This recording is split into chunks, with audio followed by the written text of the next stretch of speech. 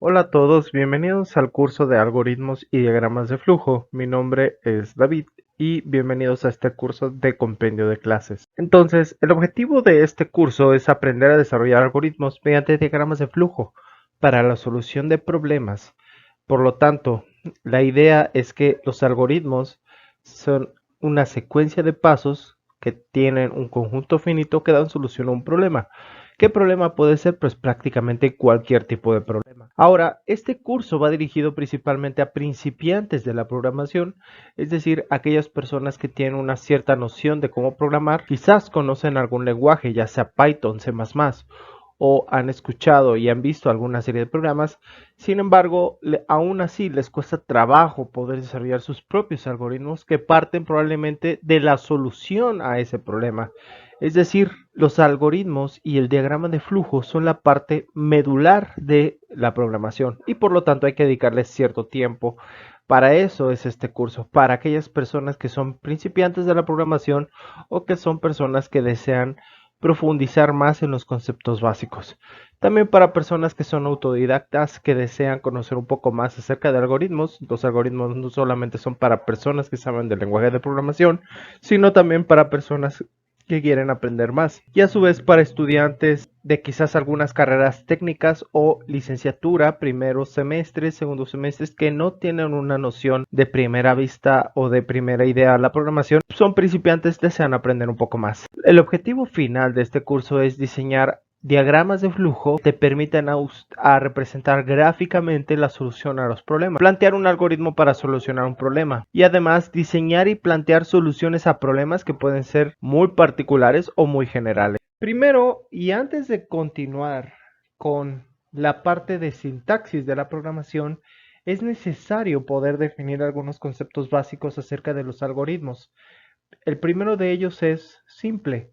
¿Qué son los algoritmos? Pues bueno, los algoritmos constituyen un listado de instrucciones que indican el camino a seguir para dar una solución a un problema. Esta definición, que parece muy informal, lo que nos habla es acerca de que los algoritmos parten de solucionar cualquier problema. ¿Cuál podría ser ese problema? Pues bueno, simplemente el levantarnos en la mañana puede ser descrito como si fuera un algoritmo, ya que para levantarnos pues hay que primero despertarnos, hay que lavarnos la cara si es que es necesario, levantarnos de la cama, tender la cama. Hay una serie de pasos que dan solución a un problema. Y bueno, podríamos decir que un algoritmo es la suma de la parte lógica más la parte de control, donde la parte lógica especifica el conocimiento en la solución del problema y la parte de control es la estrategia para solucionar este problema. Ahora bien, quiero empezar, para que esto quede más claro, con la siguiente pregunta. ¿Cómo podríamos prepararnos un café? Bueno, el café, para poder preparar ese café, primero habría que situarnos en la cocina, ¿no?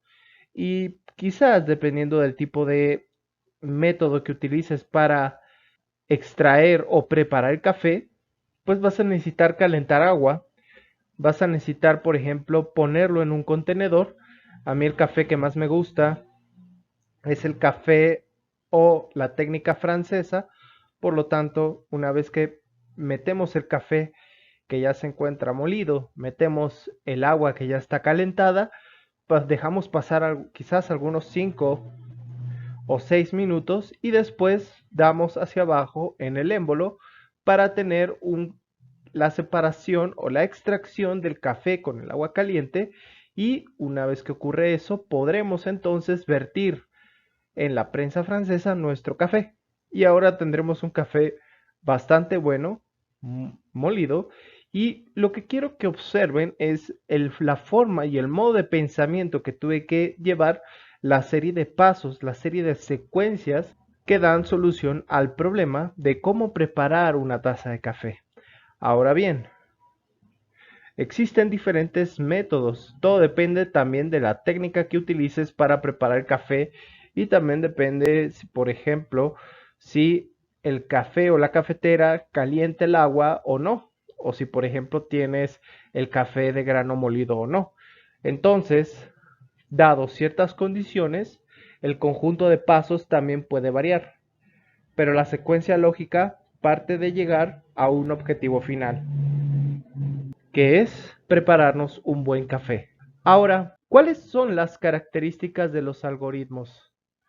Bueno, un algoritmo no debe de ser ambiguo. ¿Qué quiere decir esto?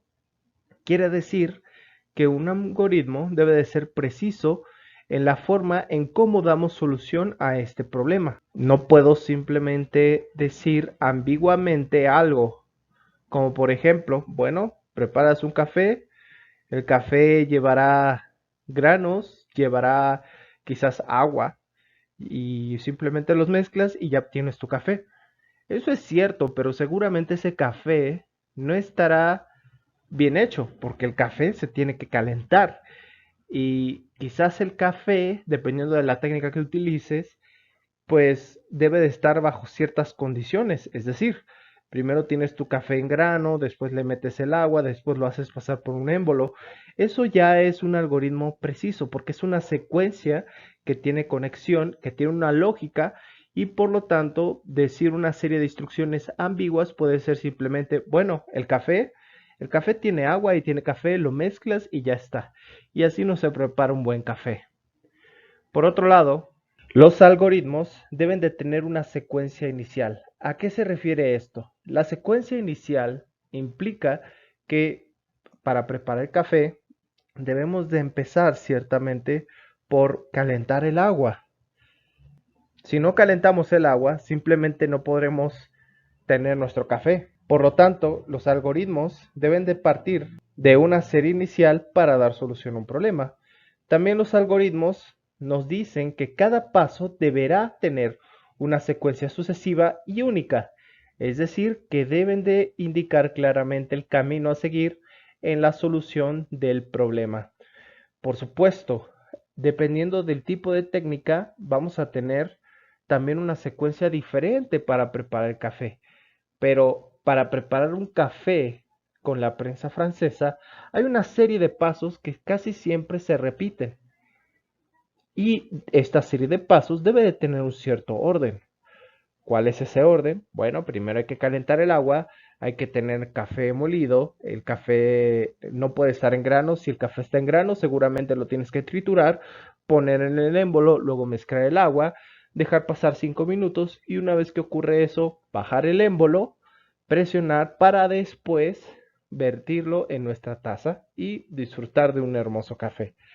Si observan a continuación, esa secuencia sucesiva va bien conectada y casi siempre se va a repetir ese mismo flujo y por lo tanto es una secuencia única. También, otra de las características de los algoritmos es que el algoritmo debe de ser siempre eficiente y dar una solución al problema o de lo contrario deberá dar un mensaje que diga sin solución. Puede ser que muchos problemas no tengan solución. Por lo tanto, al haber esa clase de condiciones, los algoritmos deberían de indicar si no existe solución, este problema no puede ser solucionado, ya que de lo contrario, el algoritmo donde este algoritmo continúe en un bucle y nunca salga y por lo tanto será un algoritmo ambiguo. Por otro lado, siempre nos deberíamos de preguntar, bueno, ya sabemos qué es un algoritmo, entonces, ¿qué es un programa? ¿El programa será lo mismo que los algoritmos? Y la respuesta es no, ya que un programa define el algoritmo porque constituye el conjunto de instrucciones que forman el algoritmo. Es decir, el programa en general define el algoritmo que se utiliza, que son la serie de instrucciones, la serie de pasos para dar solución a un problema y que constituyen el conjunto de instrucciones que lo forman.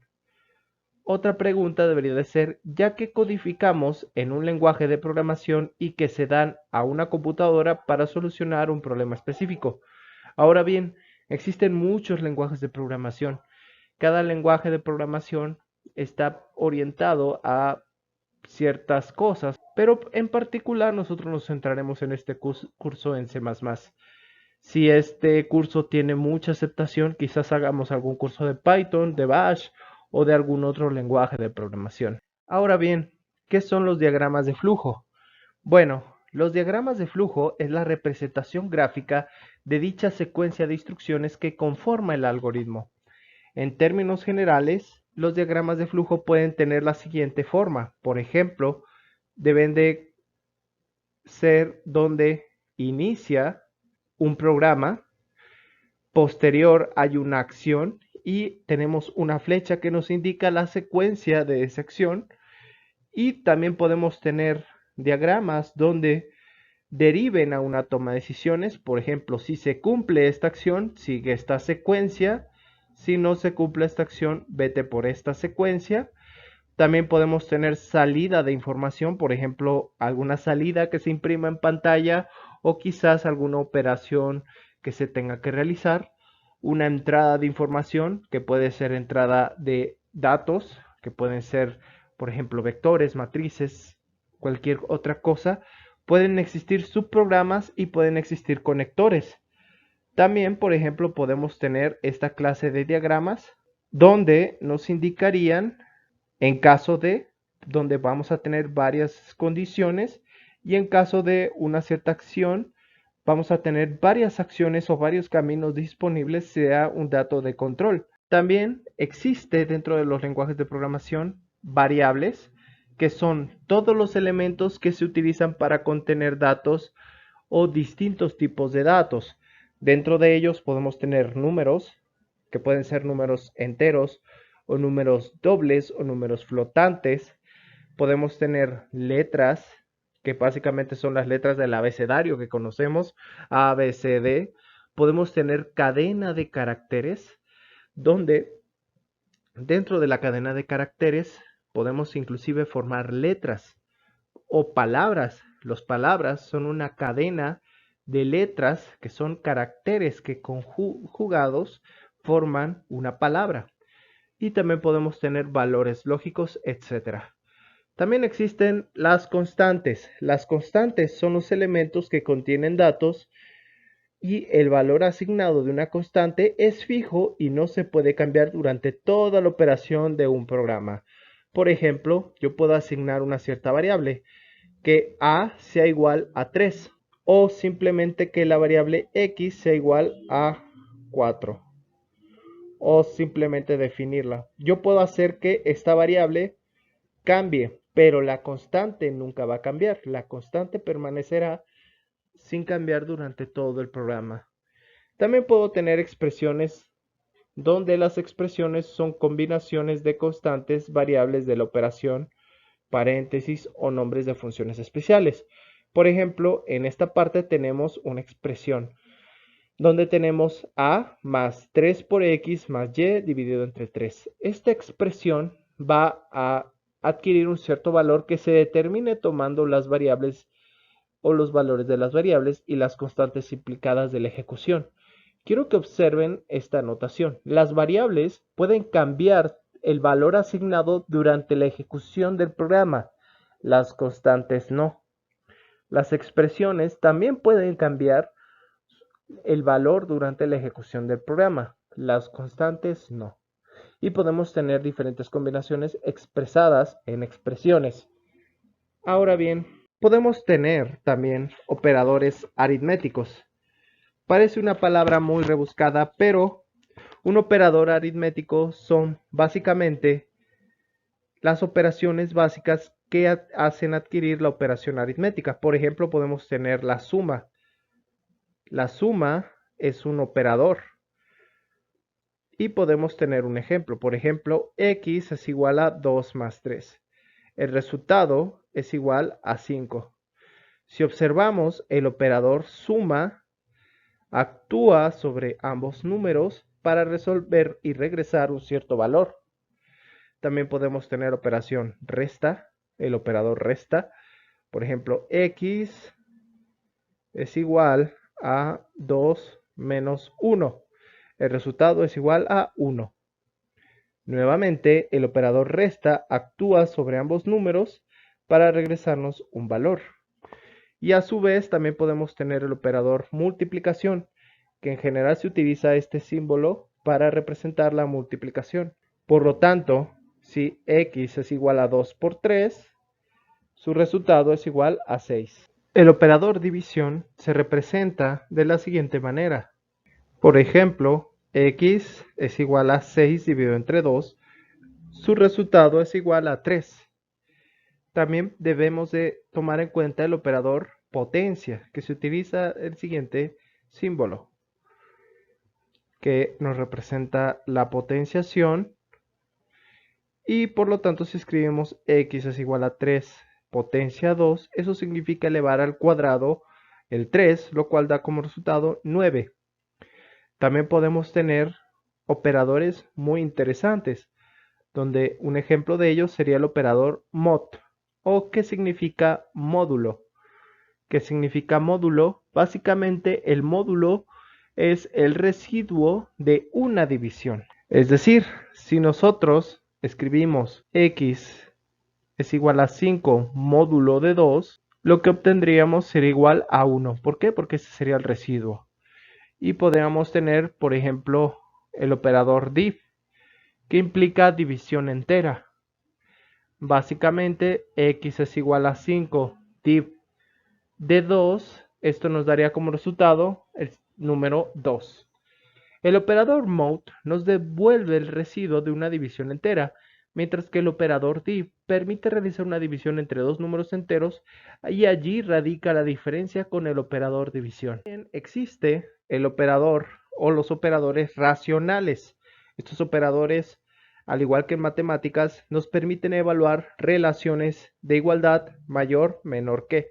Uno de ellos sería mayor que implica la relación de que el número de la izquierda es mayor que el número de la derecha. Un ejemplo sería 5 es mayor que 2. Otro ejemplo sería mayor igual que. Nótese aquí la diferencia en matemáticas. En matemáticas, mayor que lo escribíamos de la siguiente manera.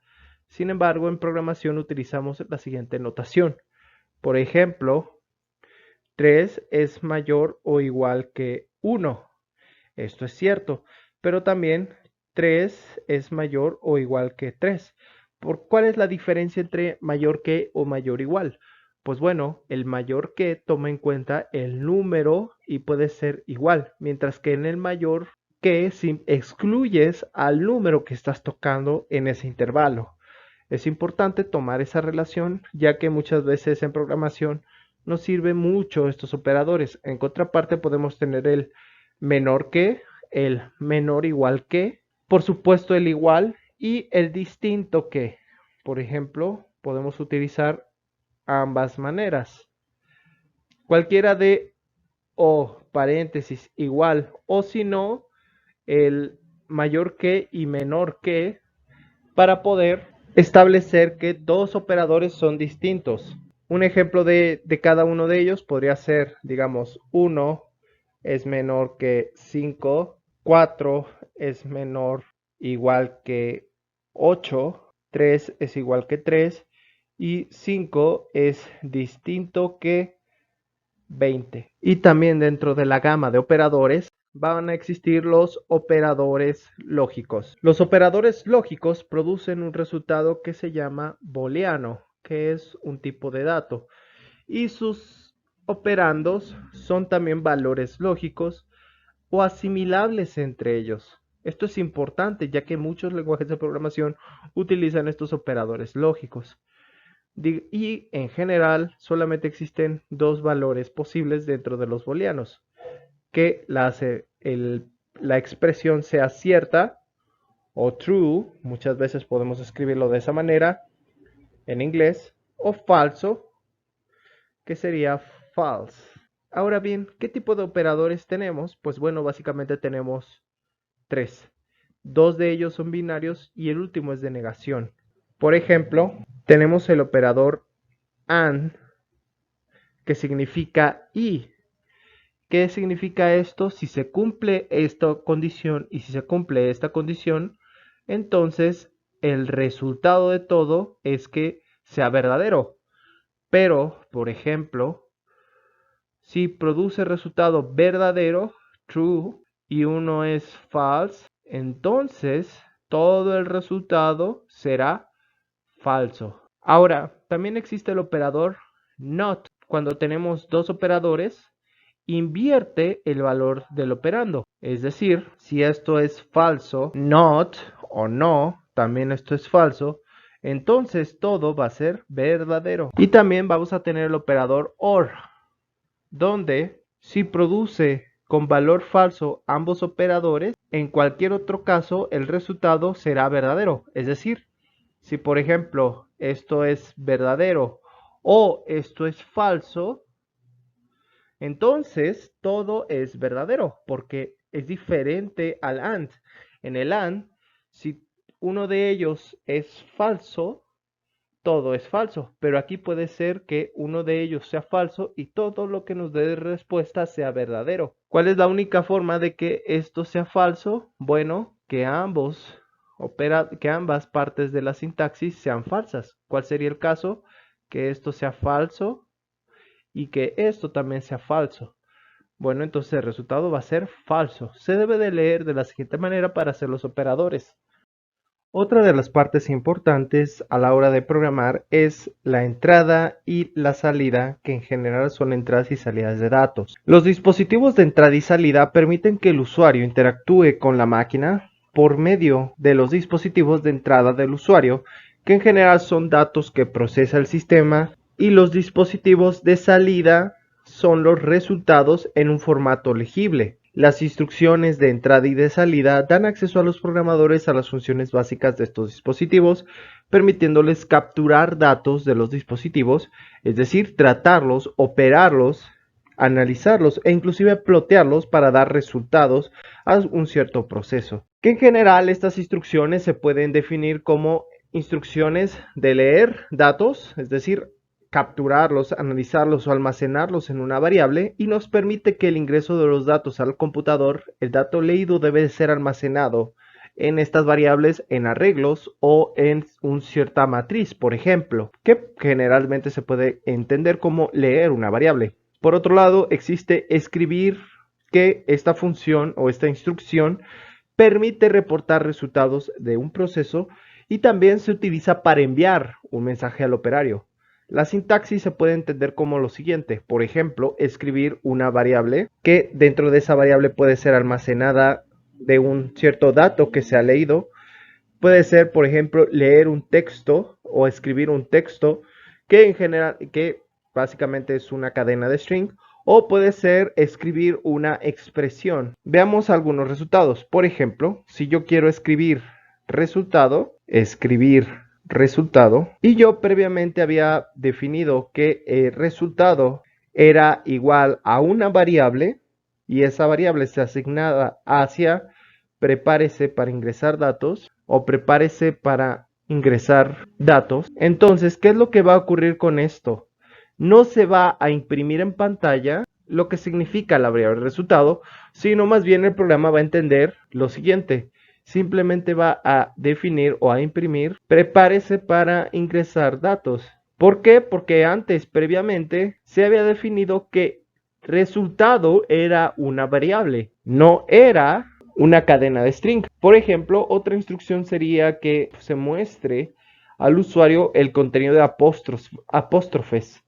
Nótese que para poder emitir un texto, este debe ir encerrado en apóstrofes. Por ejemplo, si yo quiero definir escribir 4n, la instrucción primero calcula la expresión 4n y luego muestra el resultado. Como n puede ser otra variable, entonces hay que entenderse o hay que empezar a trabajar si n es una variable o una expresión de tipo flotante.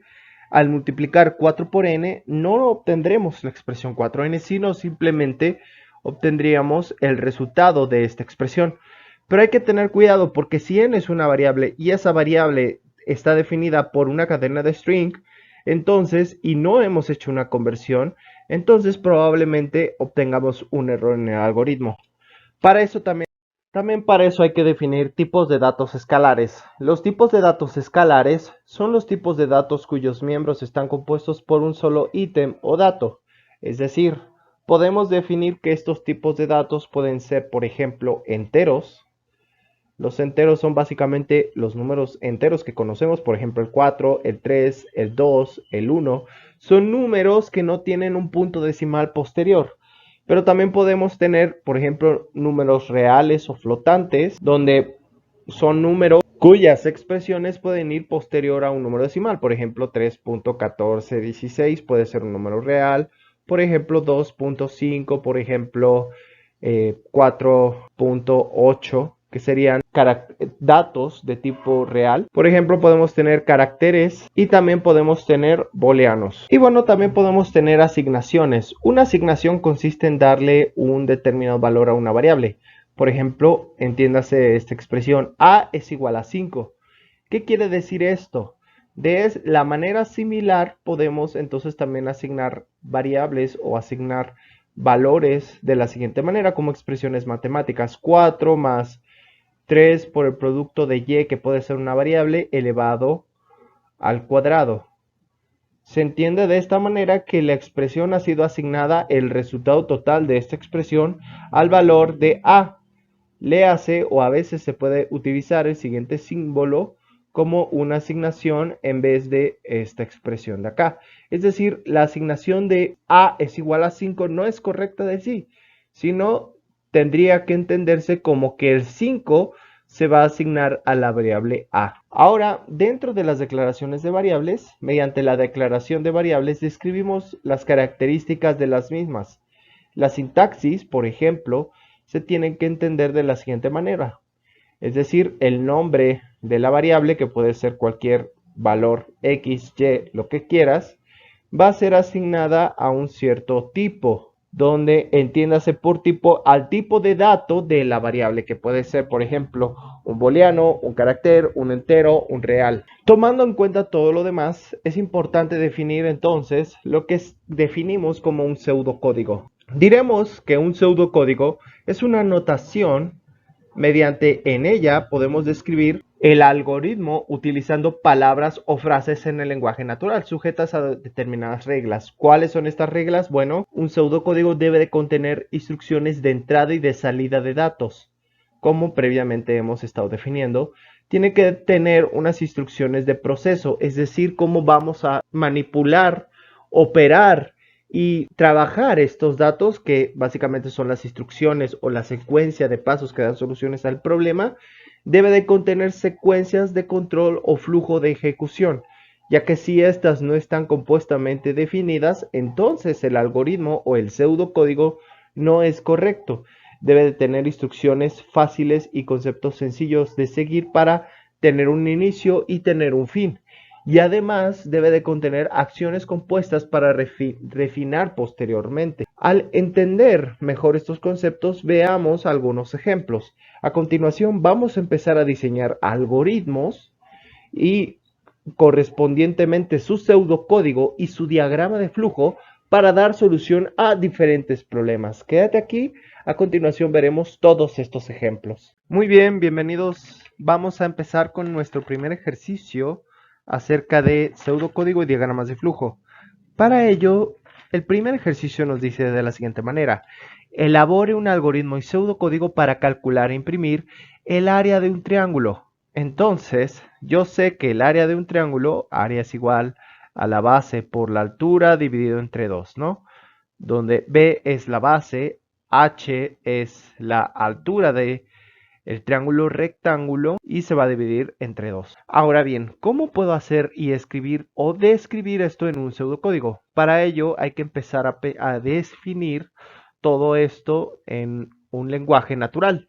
Por lo tanto, primero hay que pensar, bueno, la base va a ser un número real o flotante, la altura también va a ser un número real o flotante y el área también va a ser un número real o flotante. Pero además hay que definir de la siguiente manera. El paso 1 siempre es iniciar el proceso. Paso número 2, hay que declarar las variables. ¿Quiénes son esas variables? Bueno, son justamente la altura, que va a ser real, la base, que también va a ser real, y el área, que también va a ser real.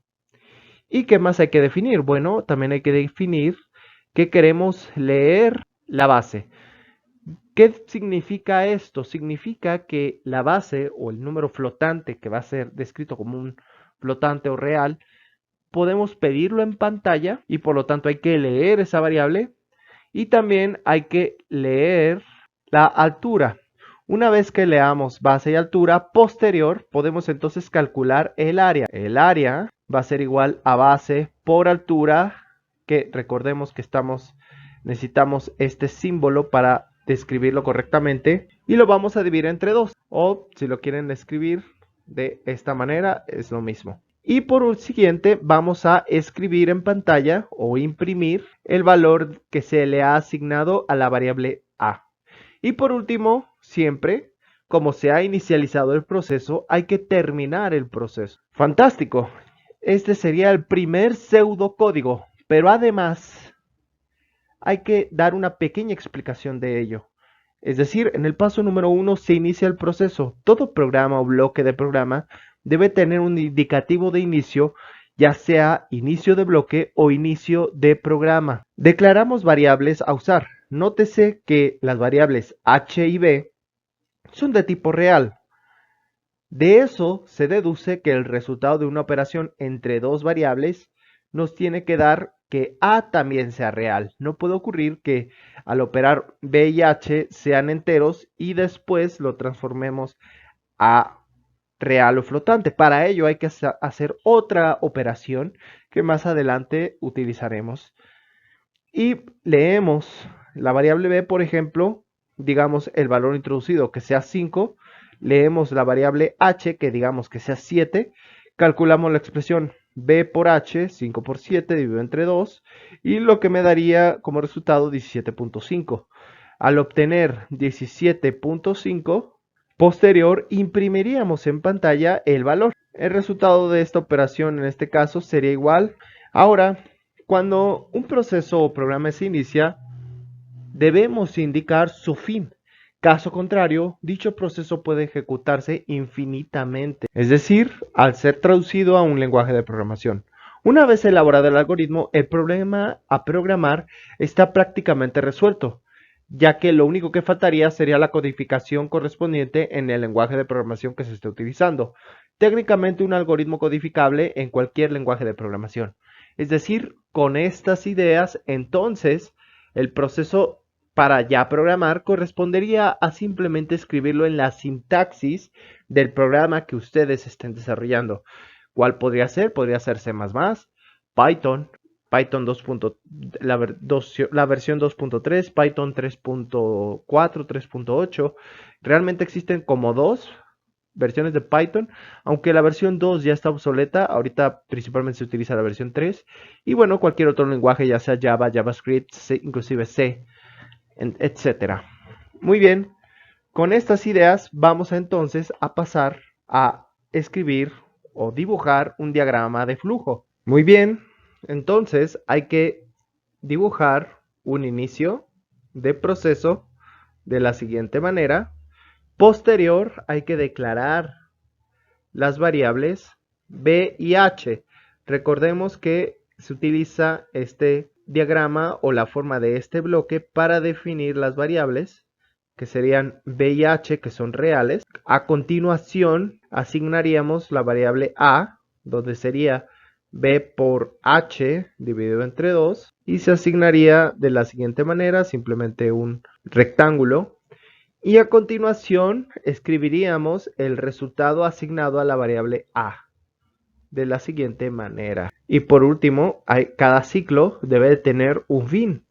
Por lo tanto, simplemente fin. Fantástico. De esta manera, hemos resuelto el primer ejercicio para calcular e imprimir el área de un triángulo rectángulo.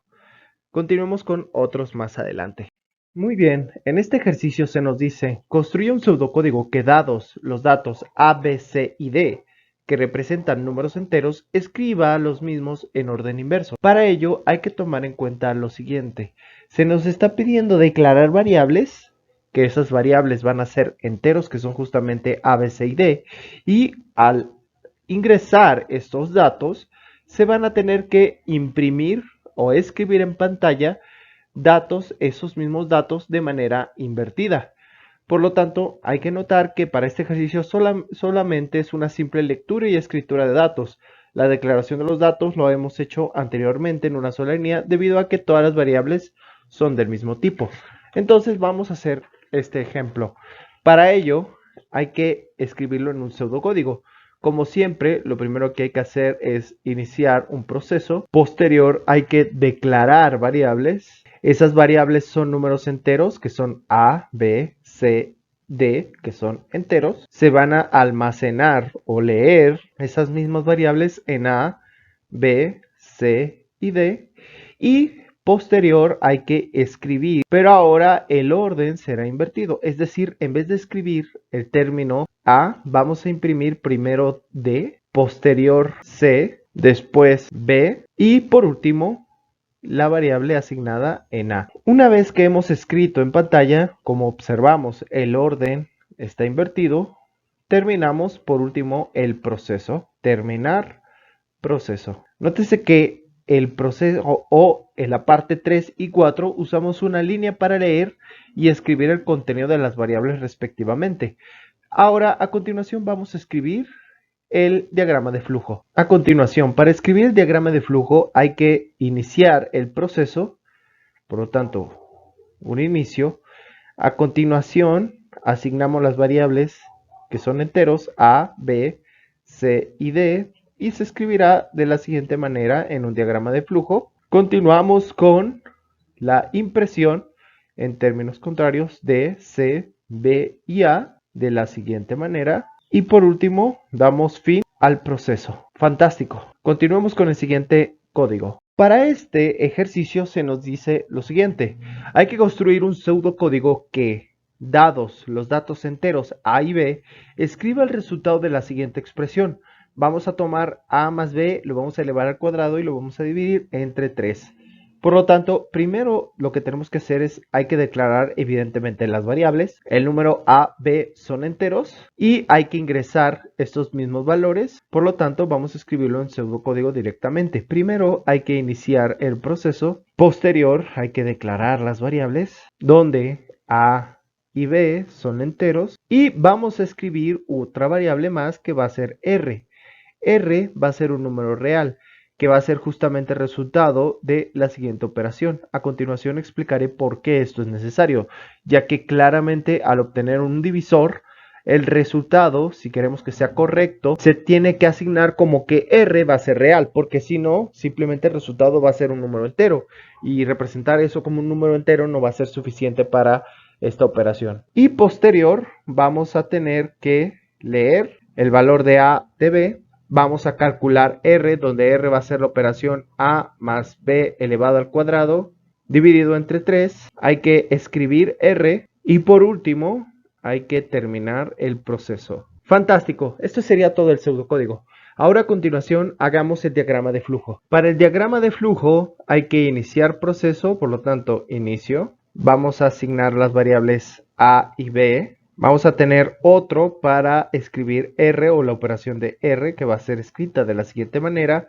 Nótese aquí los paréntesis, ya que si no se incluyen de la siguiente manera, entonces probablemente no se cumpla la jerarquía de operaciones. Por lo tanto, hay que tomar en cuenta los siguientes paréntesis. Hay que imprimir R y hay que darle fin al proceso. Como siempre, ahorita simplemente escribí primero las partes, pero claro, hay que definir bien con su respectivo diagrama de flujo. Aquí tendríamos que escribir un triángulo, un cuadrado. Y aquí el siguiente proceso. Y bueno, hemos terminado este ejercicio. Pasemos con el siguiente. A continuación se nos dice, dado el código de la matrícula y 5 calificaciones de un alumno obtenidas a lo largo del semestre, construye un pseudocódigo e imprima la matrícula del alumno y el promedio de sus calificaciones. Para ello vamos a imprimir directamente el pseudocódigo.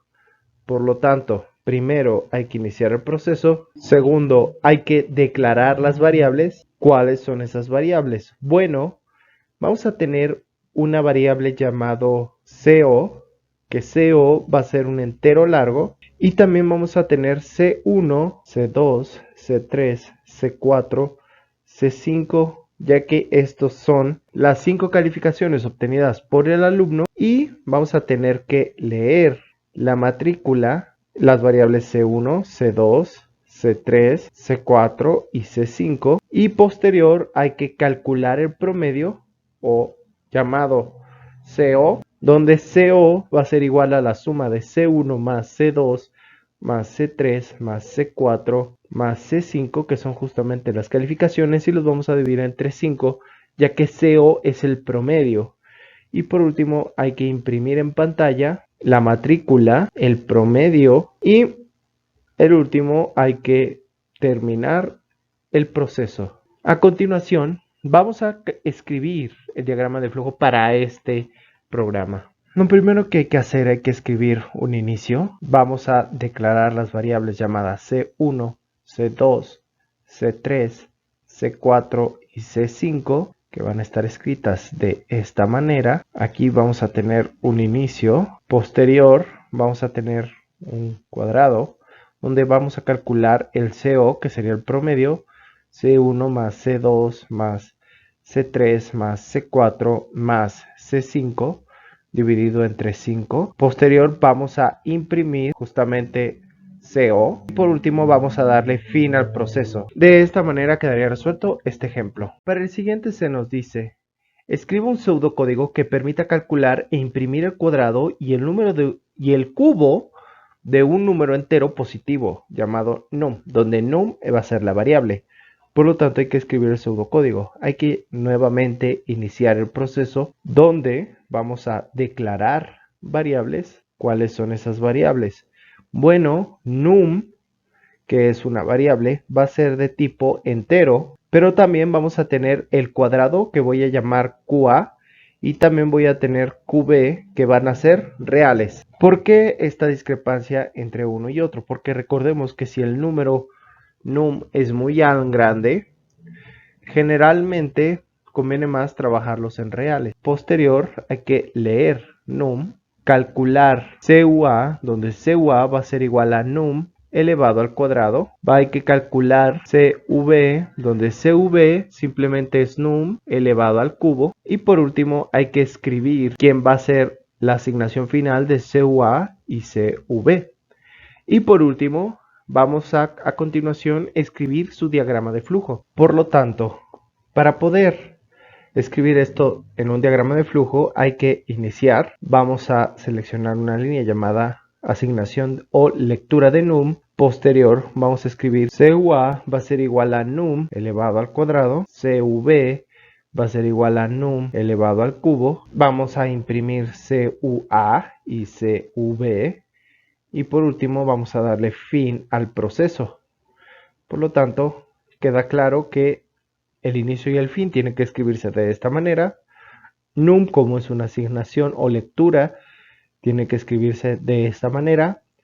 CUA es parte de asignación, lectura o definición de esta manera, un rectángulo simplemente. La escritura es de esta manera y así quedaría escrito, más o menos esbozado, el diagrama de flujo para este proceso. Continuemos con el siguiente ejercicio. Muy bien, en el siguiente algoritmo se nos dice: construya un pseudocódigo que, dados los datos de la base y la altura de un rectángulo, calcule el perímetro y la superficie del mismo. Para poder calcular o poder dar solución a este problema y escribirlo en el pseudocódigo, hay que tomar en cuenta lo siguiente. Primero, ¿cómo se calcula la superficie de un rectángulo? Bueno, un rectángulo más o menos tiene esta forma, y si tomamos en cuenta que es necesario tomar la base del rectángulo y la altura del rectángulo, entonces simplemente su superficie, que corresponde al área de ese rectángulo, es igual a base por altura. Este sería la superficie. Y si queremos entonces, o también conocida como área, y si entonces queremos conocer el perímetro simplemente es cada segmento que compone al cuadrado, pero en este caso sería simplemente el perímetro, la suma de base más altura multiplicado por 2. ¿Por qué por 2? Porque aquí tengo otra base y aquí tengo otra altura. O simplemente 2 veces la base más 2 veces la altura. De esa manera calcularíamos la superficie y el perímetro. Ahora bien, vamos a escribir esto en términos de un pseudocódigo. Para poder hacer esto, primero hay que iniciar el proceso, como siempre. Posterior, tenemos que declarar variables donde b y a o h, que es la altura, van a ser igual a números reales, y per, que es la variable asignada a perímetro, y sub, que va a ser la variable asignada a el área o la superficie, también van a ser números reales. Ahora, sub almacena la superficie del rectángulo, mientras que per almacena el perímetro del rectángulo. Para posterior leer la base y la altura, que son valores que necesitamos para poder calcular per y sub, y posterior hay que calcular per y también sub, donde per va a ser igual a la base más la altura multiplicado por 2 y sub va a ser igual a simplemente base por altura. Ahora, definido esto, hay que escribir las variables asignadas, que van a ser per y sub, y por último terminar proceso, como siempre. Fantástico. Ahora escribamos esto en términos de un diagrama de flujo. Por lo tanto, vamos a tener un inicio, vamos a leer quién es A, quién es B, vamos a calcular per y sub, y vamos a imprimir per y sub, y por último vamos a darle fin al ciclo. Como siempre, inicio y fin son procesos de inicialización, se esquematizan de la siguiente manera. A y B van a ser lectura de datos, por lo tanto utilizamos este diagrama de flujo. Per y sub son procesos o asignaciones, por lo tanto utilizamos un rectángulo para poder calcular estos valores, donde per es simplemente base más altura multiplicado por 2 y sub es base por altura. Recordemos que altura es igual a h, aquí también es igual a h. Y ahora, como vamos a escribir en pantalla, lo escribimos de esta manera. Todo el proceso está conectado y de esta manera terminaríamos este ejercicio. Ahora, para el siguiente ejercicio se nos dice: construye un pseudocódigo que, dado el radio, calcule e imprima el área de una circunferencia. Para eso hay que conocer lo siguiente. ¿Cómo se calcula el área de una circunferencia? Bueno, el área es igual al valor de pi, donde pi es un número o una constante que va a multiplicar el valor del radio elevado al cuadrado. Para poder calcular el área de la circunferencia es necesario solicitar al usuario el valor del radio, ya que sin el radio no podremos calcular entonces el área.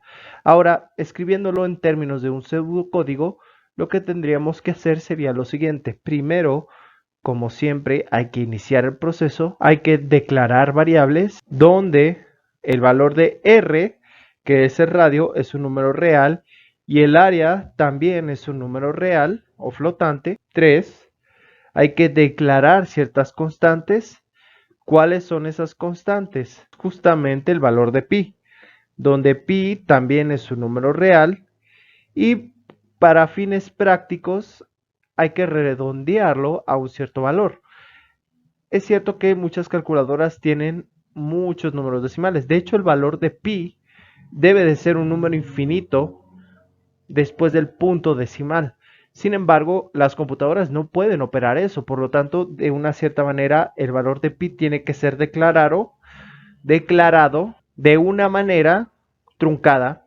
Por lo tanto, pi yo lo asigno como un valor de 3.1416, y en el paso 4 calculamos el área, donde el área va a ser igual a pi multiplicado por r al cuadrado.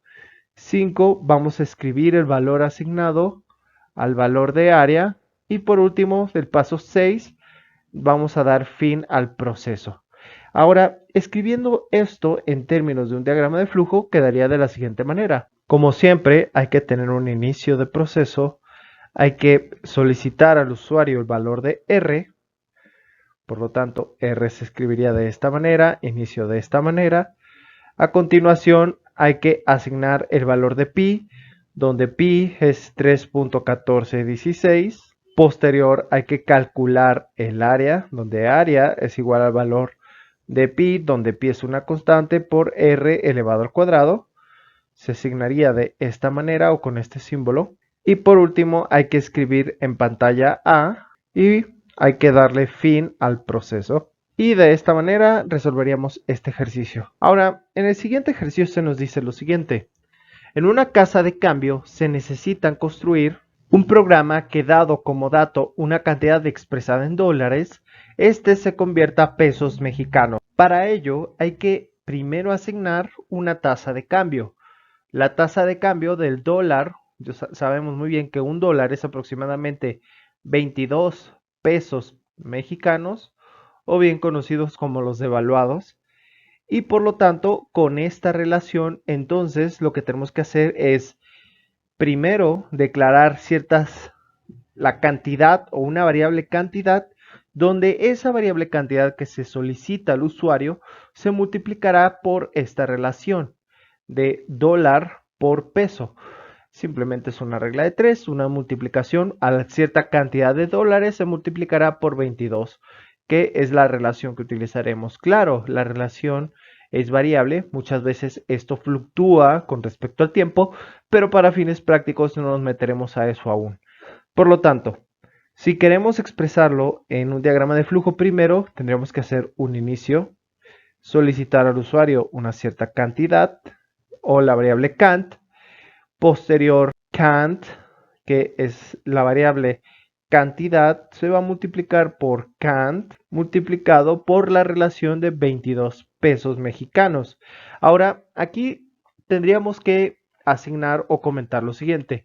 No importa que a la variable cant, que es básicamente la cantidad, la volvamos a declarar en otro proceso, ya que como se va a asignar en otro proceso más adelante, la variable cantidad va a multiplicarse, lo que nos devolverá la cantidad de pesos mexicanos. Es decir, la cantidad inicial en dólares no afecta en el proceso establecido y por lo tanto únicamente al momento de imprimir ya no tendremos la variable cant como como dólares, sino más bien como pesos mexicanos, porque ya se ha asignado previamente a otra variable anterior. Y por último hay que darle fin al proceso. De esta manera quedaría resuelto este ejercicio. Ahora, para el presente, únicamente dibujaremos el diagrama de flujo, ya que si tenemos el diagrama de flujo, pues evidentemente ya tenemos también el pseudocódigo, o es mucho más fácil de interpretar. Para esto se nos dice, construye un algoritmo que, dado el radio y la altura de un cilindro, se calcule e imprima su volumen. Para ello hay que recordar lo siguiente. El volumen de un cilindro es básicamente pi por radio al cuadrado por el producto de la altura de ese cilindro.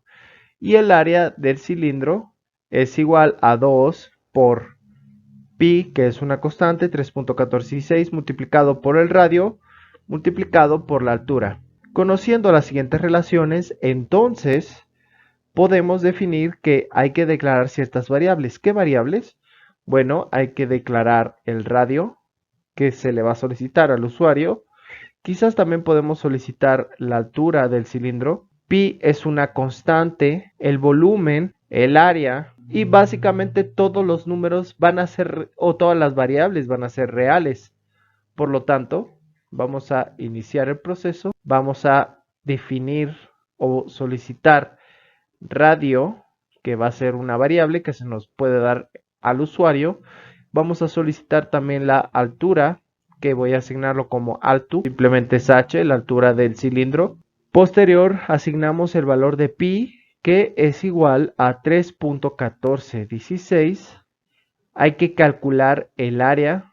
Área va a ser igual a 2 por el valor asignado de pi por el radio multiplicada por la variable alto, que es la altura del cilindro. Y también hay que calcular el volumen, donde volumen es igual a pi por radio elevado al cuadrado multiplicado por alto. Recordemos que esto es una asignación, por lo tanto un rectángulo, y pi también es una asignación de una constante, por lo tanto rectángulo. A continuación hay que imprimir el área, Y si también queremos su volumen, pues simplemente hay que imprimir área, volumen de la siguiente manera. Y por último, hay que darle fin al proceso. Fantástico. Continuemos con más ejercicios. Ahora se nos dice en este ejercicio, una persona compró una estancia en un país sudamericano. La extensión de la estancia está especificada en acres. Construye un algoritmo tal que, dado el dato de la extensión del campo en acres, calcule e imprima la extensión del mismo en hectáreas. Para ello hay que conocer la siguiente relación, ya que yo sé que un acre es igual a 4047 metros cuadrados. Y también yo sé que una hectárea tiene o es igual a 10.000 metros cuadrados. Con las siguientes relaciones, entonces, primero tenemos que declarar ciertas variables. ¿Cuáles son esas variables? Pues son la estancia o la extensión de esta estancia en acres. Posterior hay que realizar la conversión y después escribir el resultado. Es muy parecido al ejercicio anterior en el cual hacíamos la equivalencia de dólar a pesos mexicanos. Por lo tanto, si escribimos esto en términos de un diagrama de flujo, simplemente hay que definir un inicio, hay que solicitar la variable extensión, que es la extensión de los acres. A continuación hay que hacer la conversión, por lo tanto, extensión va a ser igual a extensión multiplicado por 4047 metros cuadrados y dividido entre 10.000, ya para que se cancelen las unidades y tengamos nuestra conversión de manera correcta. Y al hacer esta asignación, recordando que es una asignación de variable, la variable extensión ha cambiado, ya que es una simple conversión, y al final lo que obtendremos o lo que solicitaremos al usuario será imprimir la nueva variable extensión para darle fin al proceso. Fantástico. Continuamos con más ejercicios. Vamos a hacer este ejemplo. Es muy parecido al ejemplo anterior, solamente que aquí hay un pequeño grado de complejidad. Lo que ocurre es que hay que construir un algoritmo que sea capaz de intercambiar los valores de tres variables. ¿Qué es lo que ocurre así? De tal manera que las variables A, B, C y D, o A, B, C, el valor de A se almacena en B, el valor de A en B y obtenga el valor de C donde C en el valor de A. Es decir, aquí vamos a tener que asignar una nueva variable llamada auxiliar o temporal, ya que para hacer estas asignaciones, es decir, piensen de esta manera. Vamos a tener A, donde cualquiera que sea el valor de A, B y C. Y lo que va a pasar es que el valor de B se va a almacenar en A y el valor de B se va a almacenar en C y el valor de C se va a almacenar en A. Para poder hacer esto de una manera correcta, hay que definir una nueva variable que se va a llamar auxiliar. Podemos ver claramente que la variable auxiliar nos va a permitir entonces almacenar el valor de A. Por lo tanto, auxiliar debe de ser del mismo tipo que de las otras variables. Es decir, puede ser para iniciar o describir esto en pseudocódigo, hay que nuevamente iniciar el proceso. Hay que declarar variables donde, ¿cuáles son esas variables? Pues bueno, A, B, C y la variable auxiliar. Y posterior hay que calcular o asignar auxiliar hacia A. Posterior hay que asignar A o B hacia A. Después B hacia C y a continuación C a auxiliar. Nótese aquí qué es lo que estamos haciendo. Vamos a hacer una pequeña corrida para entender qué es lo que está pasando. Bueno, imagínense que A es igual a 2, B es igual a 3, C es igual a 1. Y tenemos una nueva variable llamada auxiliar. Entonces, si seguimos esta línea de comandos, lo que va en A se va a almacenar en auxiliar o asignar. Por lo tanto, auxiliar vale 2, A sigue valiendo 2, B vale 3 y C vale 1. Esto es en la primera operación. Posterior, B se va a almacenar en A. ¿Qué es lo que está pasando aquí? Bueno, auxiliar sigue valiendo 2. Ahora, ¿cuánto valía B? B vale 3. A antes valía 2, pero ahora A se asigna como 3. B sigue valiendo 3, C vale 1. Pasemos con la siguiente operación. Lo que vale en C se asigna a B. Por lo tanto, en la siguiente corrida, auxiliar es igual a 2. A sigue valiendo igual a 3. Ahora, B, como estamos asignando lo que vale C, C vale 1. Por lo tanto, ahora B es igual a 1. Y C sigue valiendo 1. Y ahora, por último, lo que va en auxiliar se va a ir al valor de C. ¿Qué es lo que valía auxiliar? Bueno, auxiliar era igual a 2. A sigue valiendo 3. B vale igual a 1. Y ahora, ¿cuánto valía auxiliar? Auxiliar valía 2. Por lo tanto, C es igual a 2. ¿Qué es lo que está ocurriendo aquí? Bueno, ahora en la corrida final, lo que obtendríamos sería que A es igual a 3, que B es igual a 1 y que C es igual a 2. Si observamos aquí, hemos hecho un intercambio. Y este intercambio era muy parecido con el ejercicio anterior, pero ahora tenemos que hacer intercambios sucesivos con 3 números. Esto nos permite entonces, por final, imprimir o escribir en pantalla los valores de A, B y de C. ¿Y qué es lo que ha pasado aquí? Pues bueno, se han intercambiado 3 valores sucesivamente. Y al final, pues hay que terminar el proceso. Un ejercicio muy interesante, ¿verdad? Continuemos. Bueno, ahora en este ejercicio vamos a construir un algoritmo que dado el... Bueno, y por último, este es el último ejercicio de este pequeño bloque. Vamos a construir un algoritmo que nos permite calcular la distancia entre puntos dados. Para poder hacer este ejercicio hay que definir ciertas cosas. Por ejemplo, ¿cómo se calcula la distancia entre dos puntos? Bueno, yo sé que la distancia entre dos puntos en la geometría euclidiana se calcula con, o hay que definir una cierta coordenada. P1 es igual a x1, cuyas coordenadas o componentes tienen x1, y1.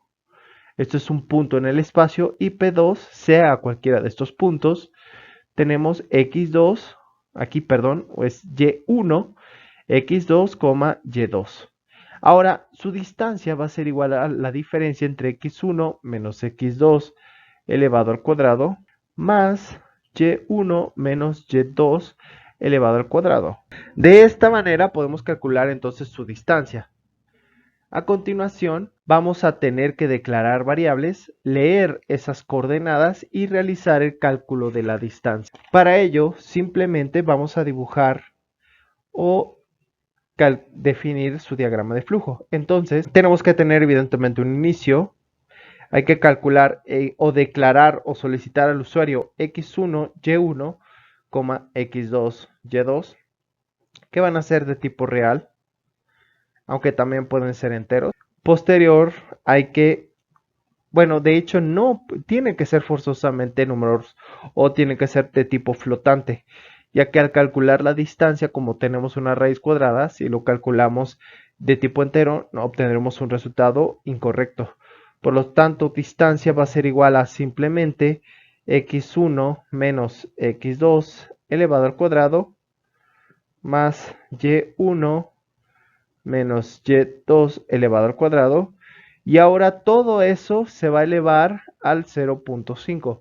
¿Por qué al 0.5? Bueno, porque una raíz cuadrada también es igual a un número fraccionario y de esta manera podremos calcularlo de una manera eficiente, aunque también podremos definir una función matemática llamada SQRT, que si están en algún lenguaje de programación, simplemente, o por ejemplo Python, podrían simplemente importarla de una librería.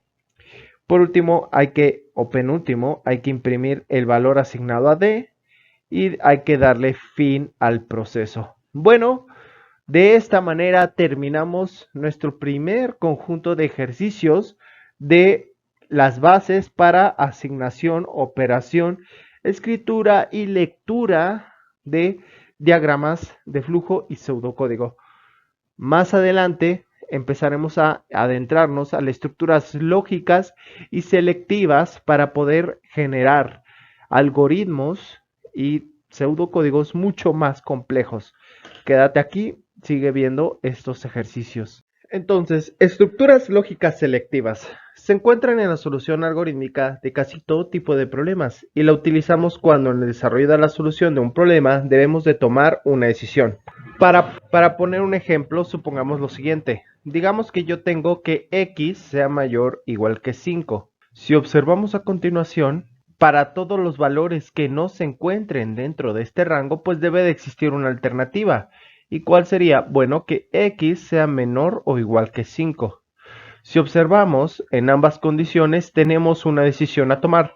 Si x es mayor que 5, entonces cumplimos esta condición. Si no, en caso contrario, se cumple la condición de la derecha y por lo tanto podemos tomar una decisión. Esta toma de decisión se basa en la evaluación de una o de más condiciones que nos señalarán como alternativa o consecuencia una cierta rama a seguir.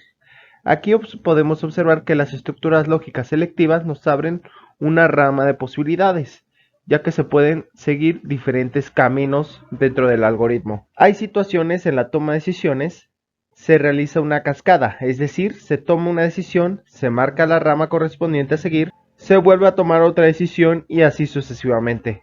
Por lo que para alcanzar la solución del problema o subprograma debemos aplicar prácticamente un árbol de decisión. Las estructuras algorítmicas simples las podemos clasificar de la siguiente manera.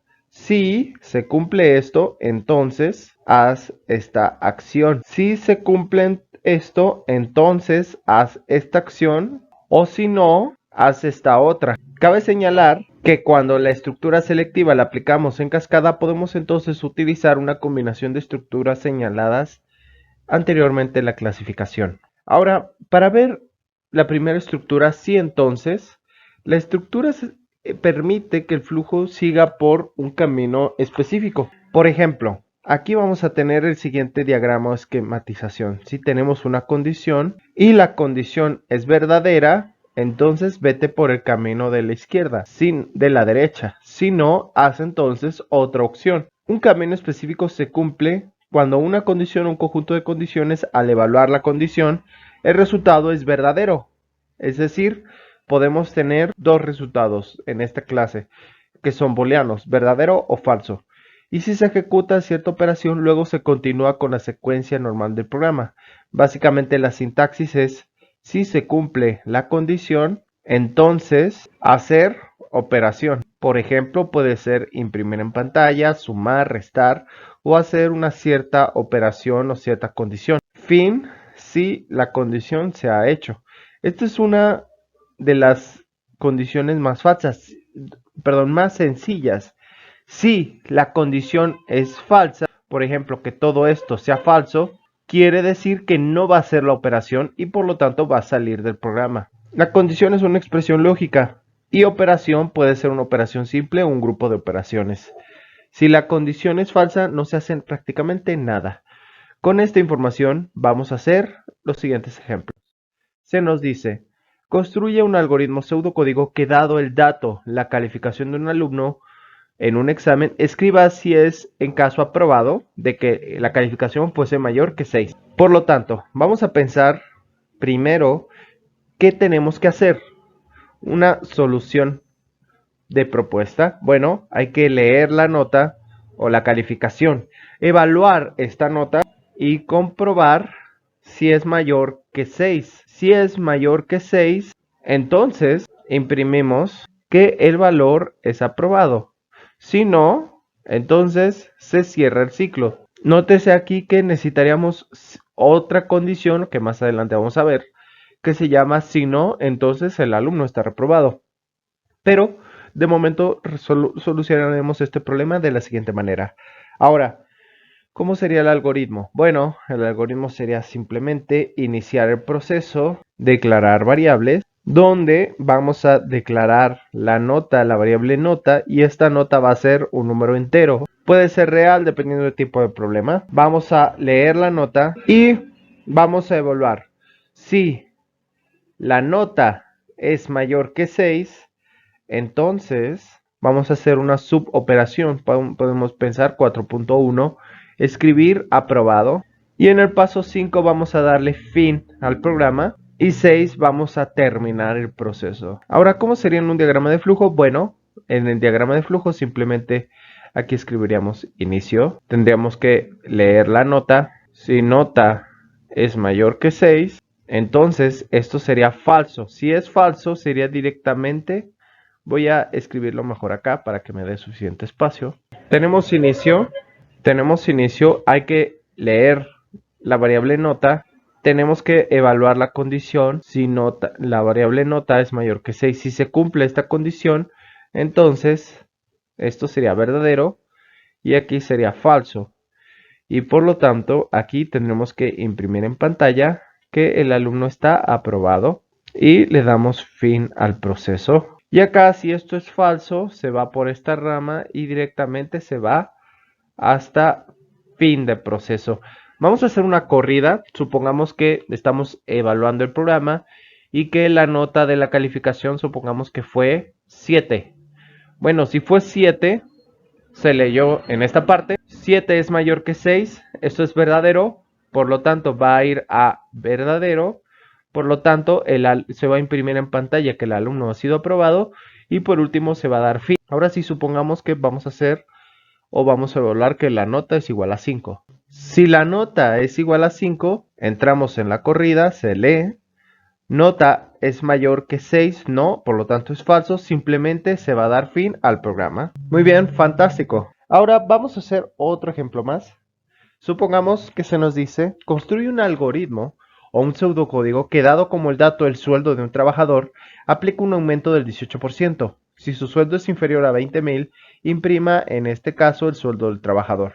Entonces, ¿cómo tendremos que plantear la solución al problema? Bueno, la solución, como dice el problema, parte de leer el sueldo, que puede ser una variable. Posterior, hay que comprobar si el sueldo nos dice que si su sueldo es inferior, por lo tanto tenemos que comprobar si su sueldo es inferior o menor a 20,000 pesos mexicanos. Si se cumple esta condición, entonces vamos a tener que multiplicar la variable sueldo, que va a ser igual a sueldo multiplicado por 0.18 más la variable sueldo. De esta manera, o lo que puedes hacer es simplemente multiplicar sueldo por 1.18. De esta manera ya estaríamos tomando en cuenta lo que vale sueldo, multiplicar por 1 sigue siendo sueldo, más 0.18 que sería el incremento. Y ahora, si lo queremos dibujar un diagrama de flujo, sería muy sencillo, simplemente aquí escribiríamos inicio, leeríamos sueldo, que sería la variable a leer. Posterior, comprobaríamos sueldo menor a 20,000, que sería una cierta evaluación, asignación o proceso. Si esto es verdadero, haríamos entonces la operación sueldo sería igual a sueldo por 1.18 y por lo tanto imprimiríamos la nueva evaluación de sueldo y daríamos fin al proceso. Aquí simplemente lo escribo de esta manera ya que no tengo suficiente espacio. Y si esto era falso, entonces me iría directamente hasta fin del proceso. Vamos a hacer una corrida. Supongamos que el sueldo que evaluemos no es de 20,000. Digamos que es de... Sí, digamos que es exactamente 20,000 pesos. Ahora, ¿qué es lo que pasa aquí? Si sueldo es igual a 20,000 pesos, al momento de evaluar, tomemos en cuenta que tenemos un menor que. Como es menor que, eso implica que exactamente los 20,000 no están tomándose en cuenta. Por lo tanto, sería por la rama de falso. Ahora, si supongamos que sueldo es igual a 15,000 en la siguiente corrida, entonces al momento de evaluar esto sería verdadero, por lo tanto se multiplicaría por 1.18 y obtendríamos el sueldo en la pantalla. Muy bien, fantástico, espero que les estén gustando estos videos. A continuación tomaremos y aprenderemos la estructura sí, entonces y si no, que nos permitirá más adelante ver qué es lo que ocurre cuando, por ejemplo, tengamos una condición falsa y lo que busquemos sea que se imprima en pantalla alguna cierta o otra condición. Es decir, hacer estos algoritmos aún mucho más complejos. quédate aquí, sigue viendo estos videos. Y antes que te vayas, por favor, si has visto toda esta serie de videos y te han gustado, no dudes en suscribirte. Si quieres hacer una donación, será bien agradecida, me ayudará a seguir mejorando el equipo de cómputo y poner algunos silenciadores en, en el estudio de grabación. Y bueno, no te olvides de suscribirte. Nos vemos en el siguiente video. Ahora, ¿qué son las estructuras lógicas selectivas?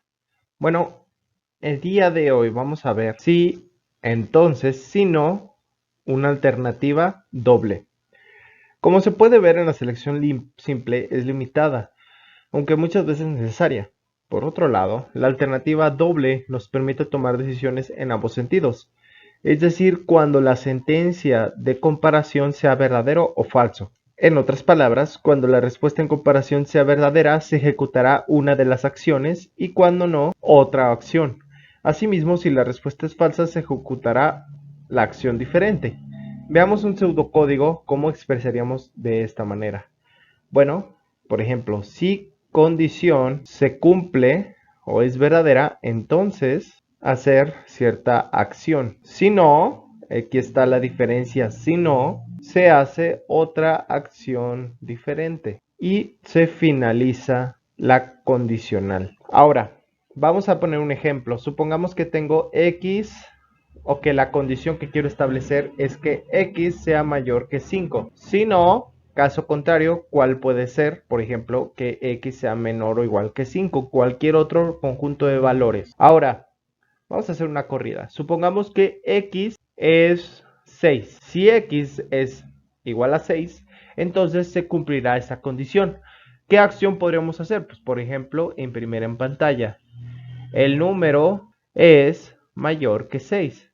Por lo tanto, se ejecutará esta acción.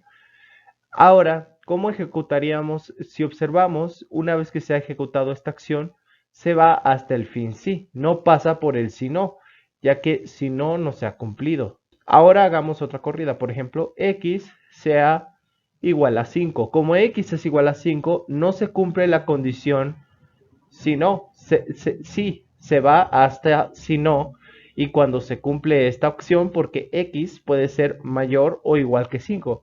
Aquí no es necesario incluir la condición, ya se sobreentiende, por ejemplo, que si x es mayor que 5, entonces, como no es mayor que 5, no se va a cumplir, por lo tanto, todo esto va a ser falso, todo esto va a ser falso, y por lo tanto, se va a cumplir esta acción directamente. Por lo tanto, podemos ser o podemos imprimir, bueno, x es mayor o igual a 5. O podemos decir x no es mayor que 5. No es mayor que 5. Y por lo tanto se cumpliría esta condición y ya le daríamos fin a la acción. Ahora, ¿cómo escribiríamos esto en un diagrama de flujo? Bueno, en un diagrama de flujo ocurriría lo siguiente. Sería nuevamente como el sí, entonces se cumple la condición, pero ahora en las ramificaciones habría, por ejemplo, falso y habría verdadero. Y cuando hagamos el falso, por ejemplo, podría ser alguna otra operación, podría ser, por ejemplo, alguna otra cierta condición, acá otra cierta condición, y a continuación darle fin y de esta condición ir directamente al fin. Observamos que tenemos dos ramificaciones, por eso se llama alternativa doble, ya que nos permite ir por ambos caminos, sea verdadero o sea falso. Muy bien, vamos a hacer ejemplos. En el siguiente vamos a construir un algoritmo que, dado como dato la calificación del alumno, escriba si es aprobado, si es mayor que 6 o reprobado en caso contrario. Es decir, vamos a mejorar el algoritmo anteriormente escrito. Ahora, ¿qué es importante tomar en cuenta? Bueno, importante tomar en cuenta es que vamos a leer nuevamente una nota, vamos a comprobar si nota es mayor que 6, entonces el alumno está aprobado. Si nota es menor que 6, entonces el alumno está reprobado. Y posterior, pues vamos a terminar y finalizar el ciclo. Este sería básicamente como escribiríamos pueden decirlo, un pseudocódigo o la solución del problema. Ahora, ¿cómo lo escribiríamos en un diagrama de flujo? Bueno, tenemos que escribir inicio. Hay que leer nuevamente la nota. Posterior hay que checar la condicional, que es importante, donde nota es mayor que 6. Si nota es mayor que 6, entonces nos iríamos por la rama de verdadero. Si nota es menor que 6, entonces o igual puede ser. Por ejemplo, aquí tenemos que tomar en cuenta mayor o igual que 6 o menor o igual que 6. Entonces, si no se cumple esta condición, estaría reprobado. Por lo tanto, aquí escribiríamos reprobado con este diagrama de flujo. Y acá el alumno estaría aprobado con esta impresión de pantalla. Y al final daríamos fin al ciclo. Tómese en cuenta que cuando el alumno está reprobado, en algún momento tiene que bifurcar el diagrama de flujo hacia llegar al fin del proceso. De esta manera estaría escrito el diagrama de flujo. Hagamos una corrida. Por ejemplo, si nota es igual a 5, entonces entraría a la lectura. Posterior, checaría la condición. Como nota no es menor o igual que 6, entonces sería por falso. Por lo tanto, el alumno estaría reprobado y por lo tanto terminaría el ciclo. Ahora, si, por ejemplo, nota es igual a 8, entonces daría inicio a la lectura. Nota es mayor o igual que 6, por lo tanto esto es verdadero, por lo tanto el alumno está aprobado y por lo tanto se daría fin al ciclo. Fácil, ¿verdad? Veamos un siguiente ejercicio. Ahora, nuevamente, este ejercicio combina uno de los ejercicios previos de comparación que ya habíamos visto previamente, pero ahora le agreguemos una capa más de complejidad. ¿Cuál es esta capa? Bueno, se nos dice lo siguiente. En este ejercicio tenemos que construir un algoritmo que, dado el sueldo del trabajador, le aplique un aumento del 18% si su sueldo es inferior al 20,000 y en caso contrario del 12 si es mayor o igual a 20,000. Imprima el nuevo sueldo del trabajador. Aquí directamente voy a construir el diagrama de flujo, ya que hemos ya escrito el pseudocódigo. Vamos a dar inicio. Vamos a dar una lectura al sueldo, donde el sueldo se escribiría de esta manera. A continuación evaluaríamos sueldo, donde tendríamos nuestra condicional. ¿Qué condicional utilizaríamos? Bueno, menor o igual a 20,000 pesos. Si esto es verdadero, entonces sueldo sería igual a sueldo por 1.18. Se bifurcaría a una cierta acción la operación y posterior imprimiríamos sueldo y al final daríamos fin al ciclo. Bueno, tenemos que tener un inicio. Este sería nuestro sueldo. Este sería si fuera verdadero y acá sería si fuera falso. Si fuera falso, entonces sueldo sería igual a sueldo por 1.17 y de aquí bifurcaríamos a esta acción y posterior daríamos fin a este ciclo. Claramente este no sería un diagrama bien ordenado, no me da suficiente espacio, pero bueno, se puede ejemplificar cuál es la idea, ¿no? Vamos a hacer una corrida y sueldo es igual a 18,000 pesos. Entramos a la lectura, sueldo es igual a 18,000 pesos, por lo tanto sueldo es menor o igual que 20,000, verdadero, por lo tanto se aplica esta condición, que es justamente el rango que es inferior a los 20,000, por lo tanto imprimiríamos el sueldo y daríamos fin al ciclo. Y si sueldo, digamos que fuera igual a 35,000, entonces sueldo sería falso, por lo tanto se aplicaría del 12%, no del 17%, lo siento, aquí sería del 12%, por lo tanto imprimiríamos un sueldo diferente al anterior y por lo tanto daríamos fin al ciclo. Muy bien, ahora vamos a ver qué son las estructuras lógicas selectivas o añadimiento de estructura de condicionales. A menudo se tendrá la necesidad de añadir una o más estructuras condicionales, ya sean simples o dobles o combinaciones de ellas. Se dice que las estructuras están añadidas cuando hay dentro de ellas, como lo veremos a continuación. Es decir, vamos a poner si una condición se cumple, entonces vamos a hacer una condición. Y si se cumple condición 2, esto es condición 1, condición 2, entonces haz esta acción. Vamos a dar fin si y vamos a dar fin sí. Si observamos a continuación, tenemos una condición dentro de otra condición. Aquí observamos que se debe de cumplir la condición 1 para que se pueda ejecutar la condición 2. Si no es así, entonces directamente nos iríamos al fin de ciclo. Otro tipo de estructuras podría ser la siguiente. Por ejemplo, si condición 1, entonces hacer acción 1. Si condición 2, entonces hacer acción 2. Si no, hacer acción 3. Fin de ciclo, fin sí y fin sí. Aquí nuevamente tenemos, en este ejemplo, una vez cumplida la condición 1, realizamos la acción 1 y luego evaluamos la condición número 2 dentro de la acción 1 y se procede a realizar la acción 2. Si no se cumple esta acción, entonces nos vamos a la acción 3 y así terminamos y podemos hacer varias iteraciones. Podemos tener muchas combinaciones de un anidamiento. De esta manera se llaman condiciones anidadas, ya que dentro de una condición se van a cumplir otras subcondiciones o otras líneas de código. Fantástico, vamos a hacer algunos ejemplos. Este es un ejemplo muy interesante y probablemente muy implementado en diferentes cursos de licenciatura. De hecho, seguramente yo en algún momento programé este ejercicio. Se nos dice, se requiere la implementación de un pseudocódigo que, dado un número entero positivo mayor que 0, dé como resultado si dicho número es par o impar. El ejercicio requiere la validación del dato de entrada. Por lo tanto, para dar solución a este problema, se tiene que especificar la validación del dato de entrada.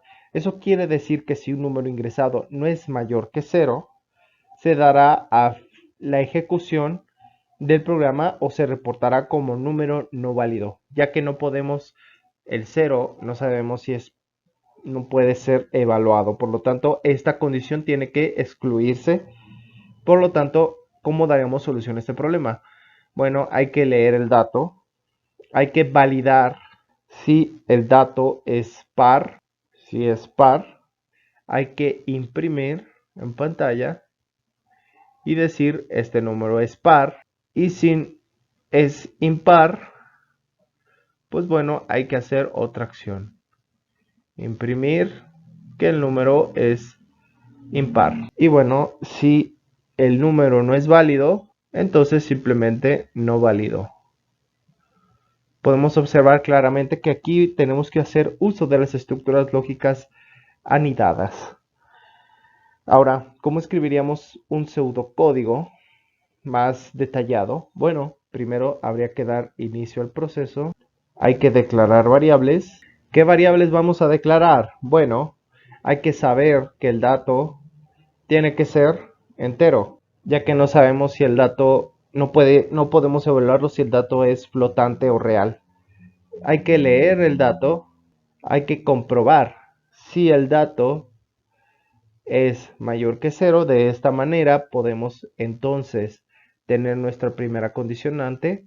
Entonces hay que hacer una cierta acción. ¿Cuál acción? Bueno, si el dato es divisible entre 2, podemos entonces saber que es un número par, ya que ese sería el criterio para conocer si un número es par o impar. Si es divisible entre 2, el número es par, si no, es impar. Para ello hay que hacer uso de una función matemática, un operador lógico que ya hemos visto previamente. Les recomiendo que vean esa parte del video, llamado mod o módulo. Por lo tanto, nosotros podemos saber si el módulo o el dato del módulo de 2 de ese número es igual a 0, entonces podríamos decir que el número es par. Por lo tanto, aquí evaluaríamos de la siguiente manera. Si el módulo de dato al dividirlo entre 2 es igual a 0, entonces el número es par. Por lo tanto, aquí escribiríamos número par. Si no, aquí no necesitamos incluir nada más porque ya directamente sabemos que va a ser número impar. Escribir que el número es impar. Y por último damos fin al ciclo. Fantástico, hagamos una corrida Pero antes que nada vamos a dibujar el diagrama de flujo, cómo quedaría en este caso. Muy bien, veamos. Vamos a dar inicio al proceso. Posterior hay que leer el dato. Y a continuación vamos a establecer nuestra condicional. Si dato es mayor que 0, entonces vete por esta rama. Si no, vete por esta otra. Si es verdadero, vamos a evaluar el módulo del valor del dato, módulo de 2 es igual a 0. Si se cumple esta condición, para verdadero imprimimos que el número es par. Si esto es falso, entonces sabemos que el número es impar. Para ambas condiciones se bifurcan en un solo punto y se da fin al ciclo. Y acá directamente nos iríamos hasta fin. Muy bien, vamos a hacer una corrida de esta condición. Lo siento por mis bellos garabatos. Ahora, leamos. Por ejemplo, el primer valor sería dato será igual a 3. Ingresamos este valor o lo asignamos. Y por ejemplo, vamos a asignar otro valor. Dato es igual a 8, por ejemplo. Ahora, ¿qué es lo que pasaría a continuación? Bueno, evaluaremos en el primer caso. Para dato igual a 3. Si dato es igual a 3, bueno, dato es diferente de 0, por lo tanto sería por verdadero. Y ahora evaluaríamos el módulo de ese valor. Si el módulo de ese valor al dividirlo entre 2 es igual a 0, sería entonces par. Si no, sería falso. Como dato es igual a 3, al encontrar el módulo es distinto de 0, por lo tanto sería por falso, por lo tanto el número es impar y por lo tanto se daría paso al fin de ciclo. Ahora, para dato igual a 8, si dato es igual a 8, entraríamos nuevamente, dato es mayor o diferente de 0, esto es cierto, por lo tanto sería para verdadero, el módulo al calcularlo de 8 nos daría verdadero, por lo tanto el número es par y por lo tanto daríamos fin al ciclo. Claramente dato es igual a 8. Ahora, ¿qué es lo que pasa, por ejemplo, si evaluara dato igual a 0? Si dato es igual a 0, entonces sería por el número falso o inclusive un valor negativo, porque aquí solamente estamos tomando en cuenta valores mayores que 0. Si dato es, por ejemplo, 0, sería por falso y por lo tanto daremos fin al ciclo.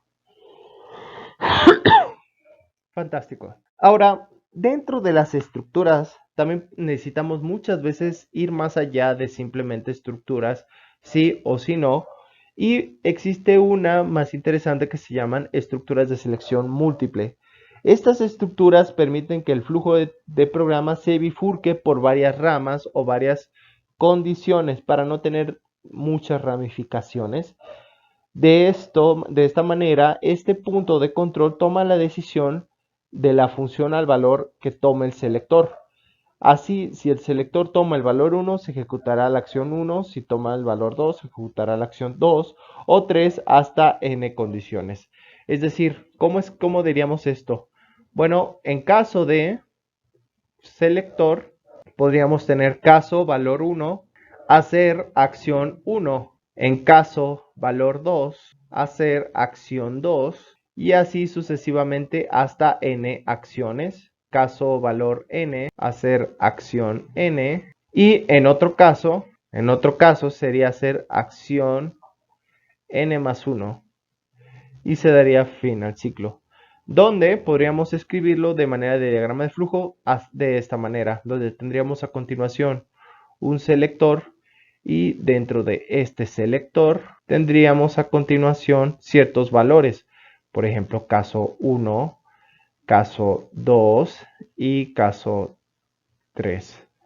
Y para cada uno de estos pues tomaría entonces diferentes acciones dependiendo del valor que se tome en cuenta. Fantástico. Vamos a ver dónde podríamos aplicar esto. Bueno, a continuación vamos a construir un pseudocódigo que dado los datos, dos variables de tipo entero, el valor número y el valor v, obtenga el resultado de la siguiente función, que básicamente son 4 condiciones. Por ejemplo, 100 por v, si el número es igual a 1, elevaríamos al 100 si el número evaluado sea igual a 2. Por ejemplo, si dividiríamos 100 entre v si el número es igual a 3. O para cualquier otro valor de número, pues simplemente imprimiríamos igual a 0. Básicamente es una función, una relación de dependencia entre el valor de número y lo que vaya a ocurrir con v.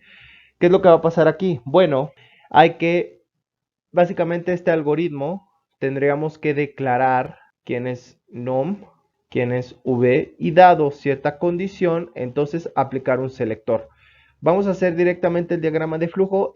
Dentro de ciertos lenguajes de programación se llama switch, ya que es como un encendido apagado de una cierta condición. Y por lo tanto aquí escribiríamos nuestro inicio. Evaluaríamos el valor de num y v. Aplicaríamos un selector. ¿Qué selector utilizaríamos? Bueno, el caso de num. Y este selector tomaría en cuenta justamente estos valores. Si num es igual a 1, si num es igual a 2, si es igual a 3 o si fuera otro valor. Nótese lo hermoso que es este selector, ya que si no lo tuviéramos, entonces tendremos que aplicar varios ciclos o varias iteraciones o estructuras lógicas anidadas. Y ahora, si se cumple esta condición, vamos a hacer una primera acción. Lo selecciono de color rojo para que nótese la diferencia entre cada uno de ellos. Por ejemplo, el valor de val o de b será igual, o de val, si quieren imprimir val, no importa, será igual a 100 por v. Para la acción número 2 será igual a val es elevar a 100 al valor de v, que sería esta acción. Para el caso 3, val será igual a 100 dividido entre v. Y por último, aquí lo escribiré, val sea igual a 0. Ahora, veamos qué es lo que pasaría. Vamos a colocar diferentes colores para notar qué es lo que está pasando. Por ejemplo, aquí pasaría por val dividido entre 100 y acá para cualquier otro valor.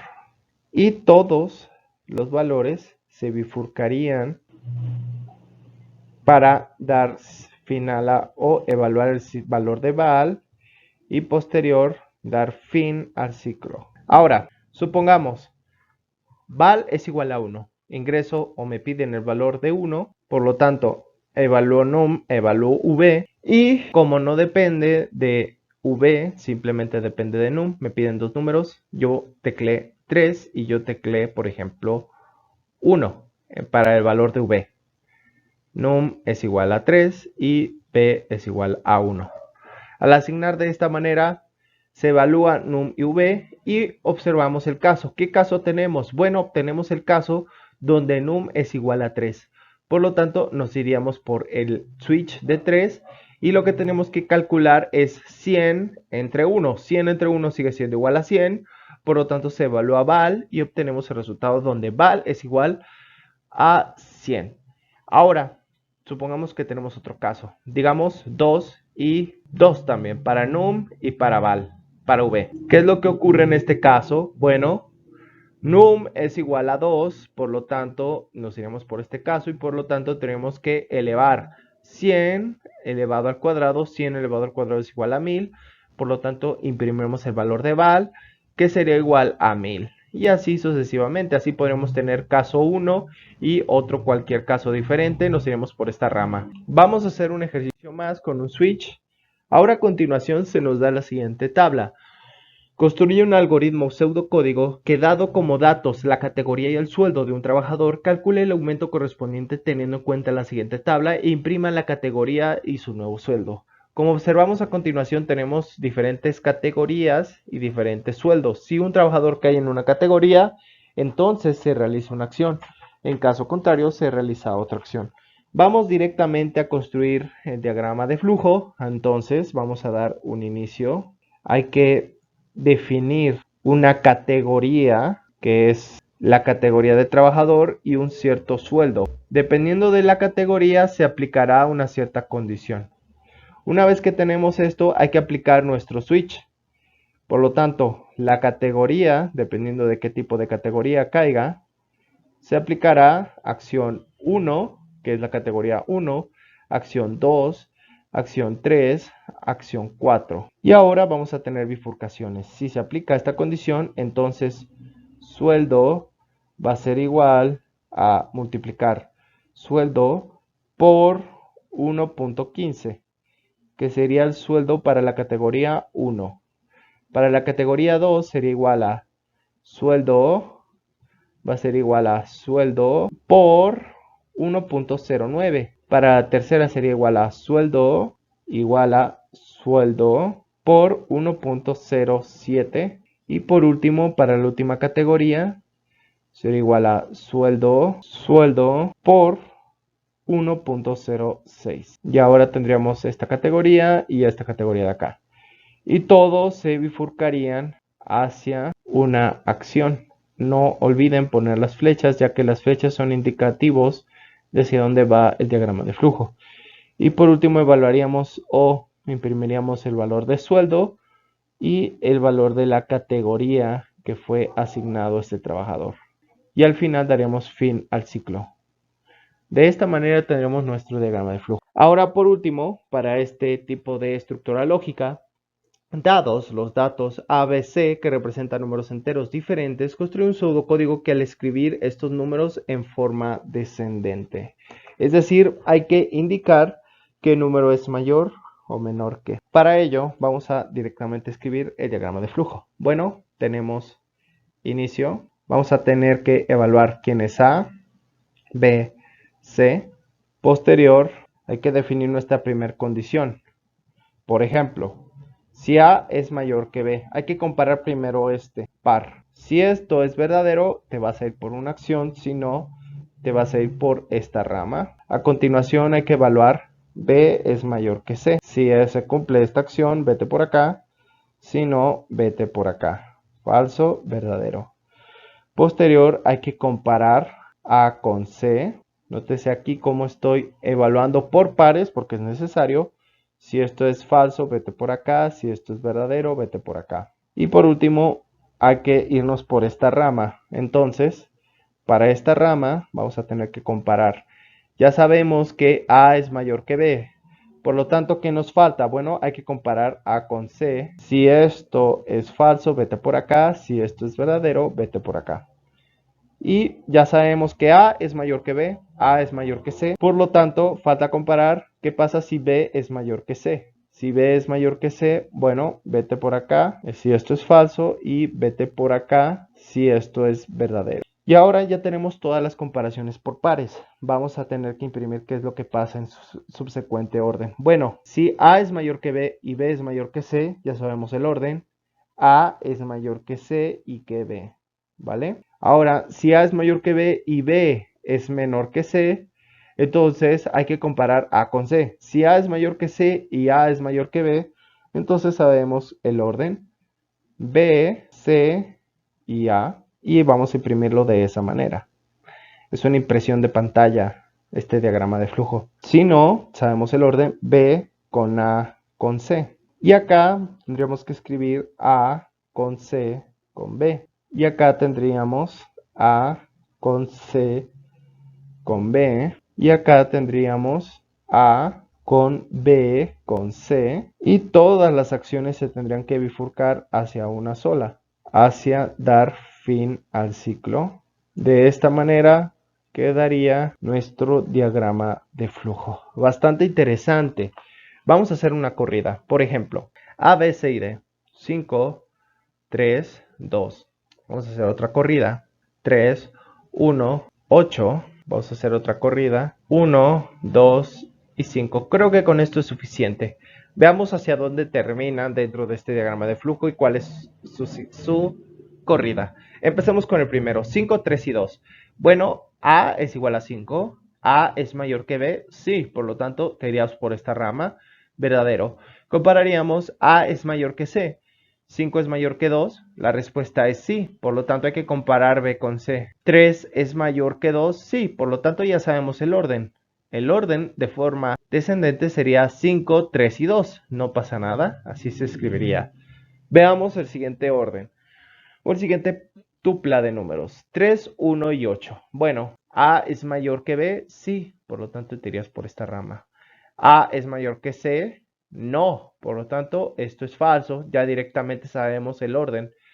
A sería 3, después iría el 8. Aquí hay un pequeño error. Aquí este lo voy a corregir. Este no lo voy a hacer.